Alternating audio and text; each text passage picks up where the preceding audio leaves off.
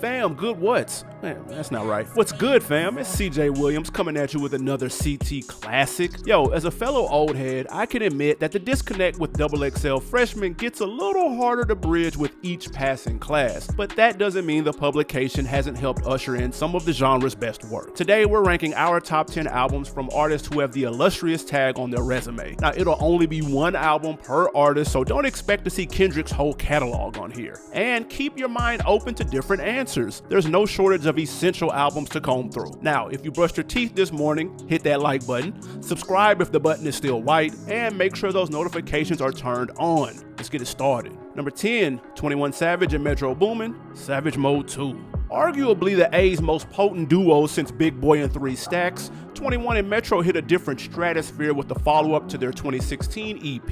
Showcasing attention to detail that would elevate both their statuses within the industry, fans would be treated to a movie trailer rollout for the project, as well as bringing Pen and Pixel out of retirement for the album cover. Not to mention Morgan Freeman narration throughout the album's 44-minute runtime. We haven't even touched on the lush samples, seamless transitions, and cohesive track list that has them in the running for top 10 of the decade. Up to this point in his career, 21 had shown tremendous growth, budding up from a SoundCloud rapper to a Grammy Award winner working with Cole and Drake, but we still hadn't seen enough to assure us he could hold down an LP from start to finish. Not only did Savage Mode 2 instantly make the trap icon one of the most accomplished artists in his freshman class, it made him one of the most respected. Number 9, Big Sean, Dark Sky Paradise. Between the impact, quality of competition, and replay value, Dark Sky Paradise has to be one of the most underrated albums to drop since the freshman classes were first introduced. Not all albums or their competition are created equal. If you ask us, 2015 was one of the strongest years the genre has ever seen. Even with Sean falling short of the year's most distinguished honors, we have to shine a light on the crazy impact he had despite many of his peers also putting out their best works. While there is no definitive metric to gauge an album's socio-cultural impact, we still stand by the singles distribution lens. Any album can have a single or two that gain traction. 3 or 4, now that's noteworthy for sure. But if you're able to break off 5 or more singles from a particular LP, that's generational impact. Dark Sky Paradise holds several crucial milestones for the Detroit MC. He would debut atop the Billboard 200, certified double platinum as we speak. Obviously, he would crack the 5 singles threshold with I Don't Fuck With You, Paradise, Blessings, One Man Can Change the World, and Play No Games, all platinum or higher. Put some respect on that lead single, by the way. He's creeping up on diamond status with that one.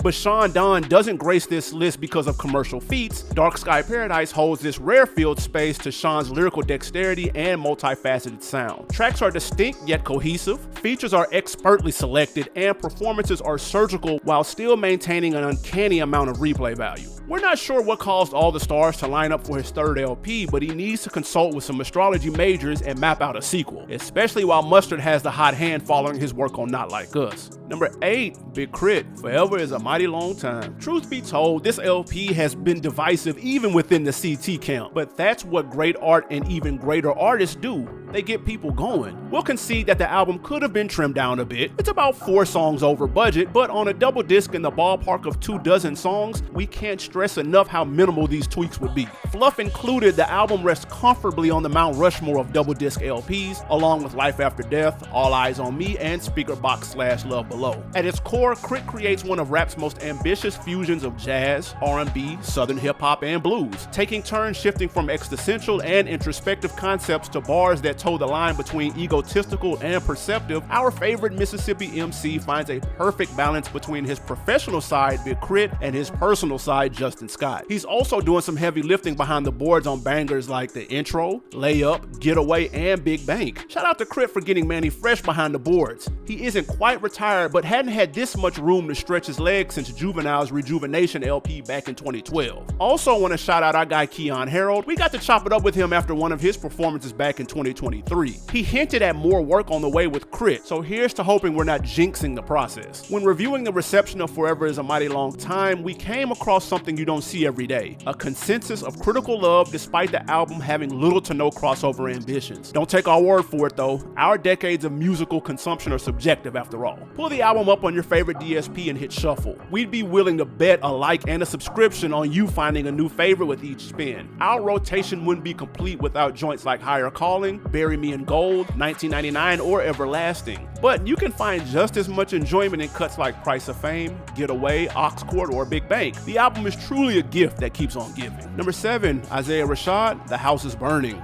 We admit this is probably the most ambitious selection on the list. Not because Isaiah hasn't proven himself through several quality bodies of work, but because we're not even sure this is the best his catalog has to offer. Like many TDE fans watching this very video, we squeezed the Sun's tirade for every drop during the 5-year wait for its successor. So when The House is Burning finally materialized, we weren't quick to give it the love it deserved. Fast forward 3 years out from its release and it's aged like a premium stock. Where the Sun's tirade wooed audiences with moody and melancholic journeys into Zay's down-tempo psyche, The House is Burning embodies the inverse of its musical precursor. We would equate it to wearing the same shirt but flipped inside out. These qualities are always present in his music, just never so prevalent at the forefront. Whoa. Pause the video. We just paid a visit to Rashad's Apple Music profile and came across the jarring realization that Zay doesn't even have his own Essentials playlist. Oliver Schuster must think we can do his job better than him or something. Back to the topic at hand. We understand that The House is Burning hasn't even been out as long as we built anticipation up for it, so if you put the Sun's tirade in the spot instead, we would still applaud your outstanding taste in music. We're just saying that run he went on between tracks 3 to 7 is the stuff of legend. Number 6, Future, DS2. Remember when we were telling you how phenomenal a year 2015 was? Another large portion of the year's success has to be attributed to Mr. Nevadius himself. Rolling out Beast Mode with Zaytoven and 56 Nights with DJ Esco in Q1 would have been impactful enough, but then he doubled down with DS2 and the rest was history. From the late 2000s to the mid 2010s, trap was a subgenre that would quickly grow into one of hip-hop's largest. We would argue no album played a greater role in that growth than DS2. It might have only spawned 3 singles, using the word only facetiously, but here we get an example of numbers not telling the full story. Thought It Was a Drought is still a fan favorite to this day, forever changing the trajectory of Gucci flip-flops. I Serve the Bass, Little One, and Rich Sex are still some of the coldest B-sides to drop in the last decade, while you could hear Free Code and not be sure if you stumbled into a strip club or showed up to the cookout as soon as the food is coming off the grill. Future checked off all of the boxes. He enjoyed immense commercial success, dropped a cultural juggernaut, and started a streak of chart-topping releases that is 7 entries deep and going strong. Our biggest gripe with this masterpiece? The fact that Percocet and Stripper Joint was relegated to the deluxe edition. Number 5, J. Cole, 2014, Forest Hills Drive. At the time of this recording, we're quickly approaching the 10-year mark for Cole's most essential body of work. After a decade that saw him top the chart 5 times, establish a lyrical acumen rivaled only by Kendrick Lamar, and go on a feature run that we'll never forget, Cole firmly established himself in one of hip-hop's most recognizable big threes. Rewind to the discussions that were taking place at the time though, and you'll see Cole's approval ratings weren't so high. Following an iconic mixtape circuit that would see him drop indisputable classics The Warm Up and Friday Night Lights, fans were not pleased with his first 2 studio albums. Every conversation boiled down to Kendrick, Drake, or Cole, with the main criticism being that Cole didn't have a classic under his belt. In December of 2014, with only 3 weeks of advance notice, no preceding singles, and no features, the superstar that we all know and argue over was born. In just 13 tracks, the Ville's commander-in-chief would demonstrate his growth, relatability, storytelling, and commercial appeal in ways fans and haters alike didn't think were possible. No Role Models and Wet Dreams achieved their immortality through nostalgia and an unshakable appeal to emotion. The same could be said for Love Yours and Apparently. While A Tale of Two Cities and 03 Adolescence positioned Cole in the discussion of greatest storytellers of his time, 2014 Forest Hills Drive isn't just a childhood address,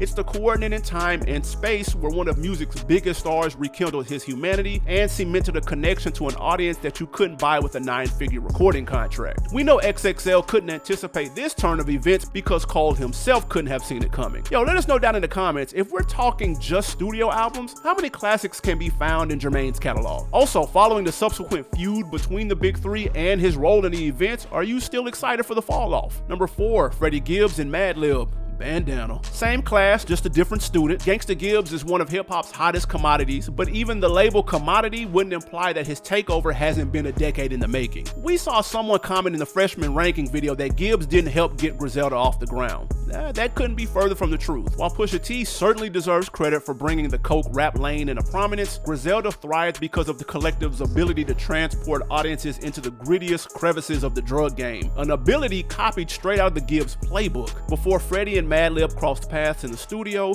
drug capers and soul samples were like oil and water. Yet their synergy lent an energy to Pinata that clearly carved out space for the Griselda sound that's been dominating since the turn of the decade. We would actually argue that Pinata walked so Bandana could run. Madlib grabbed his trusty iPad and got to cooking up those loops, while Gibbs matched his energy and tapped into flows we've never heard before. Bandana is overly ambitious, bringing acts like Anderson .Paak, Yasin Bey, and Black Thought into a space that encourages their abilities while also contrasting their usual subject matter. We get some of Madlib's most eccentric and polished output with a creatively liberated Gibbs. Check out their Tiny Desk if you haven't already. Based on their release schedules up until this point, we're expecting the third installment of their trilogy, Montana, to drop sometime this year. If it's the cherry on top, we're sure they're going out with a bang. Alright guys, before we get to the top 3, of course we've got some honorable mentions. With over 17 classes and counting, you know some albums had to fall through the cracks. Here are a few choices that could have easily made the list, but just barely missed out. Nipsey Hussle, Victory Lap. Even casual viewers of the channel know we got nothing but love for Neighborhood Nip. Although it would turn out to be his only studio album, Victory Lap is more than deserving of a spot on this list. Part of us felt like we were being greedy, giving 4 of the 10 spots on this list to the 2010 class. Another part felt the impact of this project didn't quite meet the required minimum. That's not gonna stop us from spinning Blue Laces 2 until the wheels fall off though. Playboy K.R.I.T, Die Lit. As far as impact goes, K.R.I.T has 2 very different footholds in the industry. The mainstream influence of Die Lit is undeniable, while the underground disparole of Whole Lotta Red is still being felt nearly 5 years later. We don't have any stones to throw, just 10 slots to fill and too many options to choose from. Travis Scott, Rodeo. In an ironic turn of events that would see an actual festival emerge around Astroworld, Rodeo still stands as Travis's boldest and most well-rounded example of world building. Simply put, we feel his albums as a whole don't enjoy the same shelf life as the individual highlights that comprise so much of his legacy. Number 3, Anderson .Paak, Malibu. Bet you didn't expect to see any R&B on this list. XXL might have firmly tethered themselves into hip-hop's emerging landscape, but they hit the lottery when they tapped Paak to represent the 2016 class. Moonlighting as an MC in his free time, Malibu certainly has elements of hip-hop sprinkled throughout, including production from Madlib, Ninth Wonder, and High Tech, features from Schoolboy, Rhapsody, and The Game, and a free-flowing delivery that balanced melodies with the occasional bar or two. Anderson is easily one of the publication's most ambidextrous artists, with Malibu being one of their most versatile contributions. Although to be fair, Malibu dropped in January of 2016, while the freshman class wasn't announced until June. They should definitely announce these classes going into the year, right? It's giving the same energy as announcing the MVP before the playoffs already started. What's the holdup? It's time for our daily fun fact. After working with Dr. Dre on his 2015 LP Compton, Paak's breakthrough felt like a question of when and not if. Anderson, Dre, and Premier worked together in the studio on the track Animals, which was originally going to appear on Malibu. Dre would end up giving them the green light to put the song on Compton instead. We were this close to getting an album with Madlib and Primo production, with an R&B label on it. Definitely on brand for the Cali crooner. Number 2, JID, The Forever Story. Synergy is defined as the interaction of elements that, when combined, produce a total effect that is greater than the sum of the individual elements. They could have also defined it as JID's third studio LP. Dreamville's tentative second in command has always been hailed for his wordplay and lyrical ability, which pretty much left him as the sole MC of his 2018 freshman class. But never before had JID's artistry and ability enjoyed this level of overlap. Call it an instant classic, call it the betting favorite for album of the decade, there isn't a concrete reason why The Forever Story couldn't take the top of this list. It earns a silver medal placement not in spite of its quality, impact, and proficiency, but because the album hasn't even enjoyed its second birthday and we don't want to jump the gun. We didn't just randomly mention synergy, by the way. We've consistently maintained that artistry and ability are complementary skill sets, but they're rarely indicative of one another. This album was so good it had fans questioning if JID had surpassed Cole in ability. We're not saying it's impossible, just that those same conversations weren't being held before August 26, 2022. It would be fair to say that Cole hasn't put out a body of work on the same tier as The Forever Story, but neither has 99% of the rap game. In fact, the only album on this list that deserves a spot ahead of it needed a 7-year head start. Number 1, Kendrick Lamar, To Pimp a Butterfly. We would probably have better luck explaining the choice of To Pimp a Butterfly over Good Kid than we would of telling you something you don't already know about this project. By the numbers, it's the most critically adored album in hip-hop history. The sound is equal parts adventurous and nostalgic. Its impact is both cultural and political. We've given space for interpretation. With Isaiah, there are no wrong answers. We know K.R.I.T could be mentioned for 2 completely different reasons with 2 completely different albums, and while we understand the quality and impact of Good Kid, Butterfly is the only correct answer for this list's top spot. Don't worry, we'll explain. In the same vein as Illmatic or The Chronic, certain projects can only take shape under very specific conditions. Maybe it's a once-in-a-lifetime moment in political history. It could be the cultural authority to shift our focus after coming off another seminal body of work. History tells us it's these factors and so many more that make To Pimp a Butterfly such an anomaly. For us, it feels like an unofficial sequel to Good Kid, except the story encompasses so much more. It even gave us a moment of unity at the pop out. This isn't the end, it's just the beginning. Well, it's the end of this video, but we've got more than over 200 other rankings, ideas, and recaps for you to get into. If you drank a cup of water today, make sure you subscribe to the channel. And please let me know what you think down in the comments. The feedback helps the family grow. And come on, man, if you and that super thanks aren't acquainted yet, now's the time to introduce yourself. It's your boy CJ Williams tapping in with you next time. Peace.